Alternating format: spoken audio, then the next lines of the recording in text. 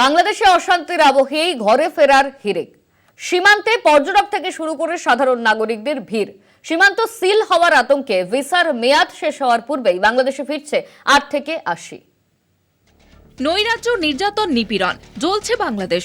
ইসকনের সন্ন্যাসী তথা সনাতন জাগরণ জোট সংগঠনের মুখপাত্র চিন্ময় কৃষ্ণ দাস ব্রহ্মচারীর বিরুদ্ধে রাষ্ট্রদ্রোহের মামলা নিয়ে উত্তাল পড়শি দেশ, যার রেশ আছড়ে পড়েছে এদেশেও।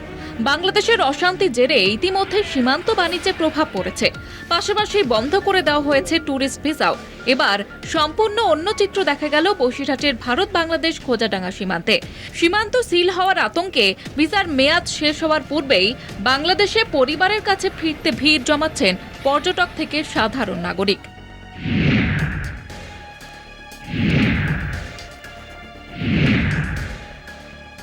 বাংলাদেশের বাসিন্দা যতীন্দ্রনাথ সরকার বাংলাদেশের সাতক্ষীরা জেলার কালীগঞ্জ গ্রাম থেকে চিকিৎসা করতে এসেছিলেন ভারতে। এরপর বাংলাদেশের বাড়ি থেকে ফোন আসে সীমান্ত বন্ধ হয়ে যাবে। জিনিসপত্র লুটপাট, ভাঙচুর, জমির ফসল কাটা থেকে শুরু করে অকথ্য অত্যাচার হচ্ছে তাদের ওপর। প্রতিবাদ করতে গেলে মারধর চলছে। এই খবর কানে আসতেই দেশে ফেরার যাবতীয় প্রস্তুতি শুরু করে দেন যতীন্দ্রনাথ সরকার। আর চিকিৎসা করা হলো না বছর ৬৮-র যতীন্দ্রনাথ সরকারের। চোখে মুখে ভয় আর আতঙ্ক। পরিবারের সদস্যদের দেখা পাওয়ার আকাঙ্ক্ষায় ভিসার মেয়াদ শেষ হওয়ার আগে বাংলাদেশের উদ্দেশ্যে রওনা দিলেন তিনি।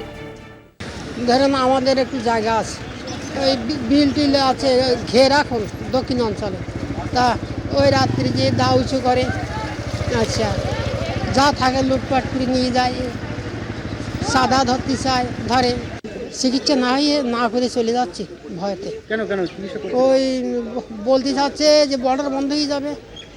যতীন্দ্রনাথ সরকারের মতো আরও অনেকে রয়েছেন, তাদের ভিসার মেয়াদ উত্তীর্ণ হয়নি, কিন্তু তার আগেই বাংলাদেশে ফেরার হিড়িক পড়ে যায়। লোকজন নেই, ব্যবসা করতে ভালো হচ্ছে না। এই যদি দোকান খুললি এক দুজন খদ্দের হয়, আমরা মনে মনে তাগিদ করলাম যে হয়তো ব্যবসা বন্ধ করে দেবো।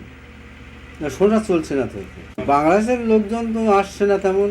উত্তাল বাংলাদেশের প্রিয়জনরা কেমন আছেন সেই উৎকণ্ঠায় এতদিন তাড়া করে বেড়াচ্ছিল ভারতে আসা পর্যটক থেকে শুরু করে সাধারণ মানুষকে।